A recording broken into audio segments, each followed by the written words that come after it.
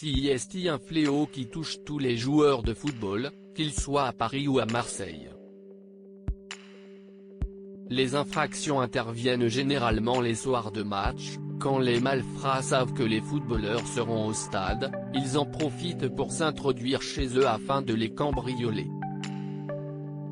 Si parfois l'infraction n'est pas loin de virer au drame, il arrive que les criminels réussissent leur coup, mais la justice n'est jamais très loin.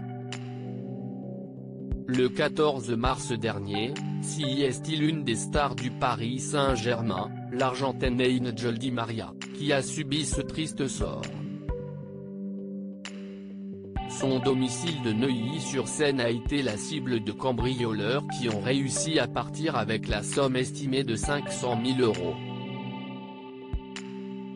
Un terrible préjudice pour le coéquipier de Neymar et Messi, mais il se pourrait que les malfaiteurs soient proches d'être confondus par la justice. D'après les informations du Parisien, une jeune femme répondant au prénom d'Emma, âgée de 28 ans et soupçonnée d'avoir aidé dans ce cambriolage, a fait une demande de remise en liberté. Demande depuis refusée par la chambre de l'instruction chargée de cette affaire. Mise en examen, au même titre que 3 autres personnes, depuis le 7 octobre dernier du côté de Nanterre, la jeune femme a pourtant rejeté toutes les accusations qui pèsent sur elle.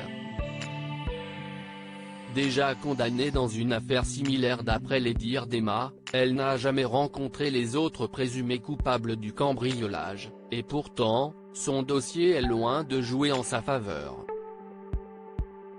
D'après les informations de nos confrères, cette dernière a été condamnée à 18 mois de prison avec sursis et 1 000 € d'amende en juin dernier dans une affaire ayant de troublantes ressemblances avec celle-ci puisqu'elle implique le cambriolage d'autres joueurs parisiens en 2018 et 2019, dont Julian Draxler. Emma était en quelque sorte la comptable du groupe, qui lui aurait remis 2 500 €, selon Sarah, une autre accusée dans cette affaire. Emma reste présumée innocente des faits qui lui sont reprochés jusqu'à son jugement définitif. Retrouvez l'article dans son intégralité sur le site du Parisien.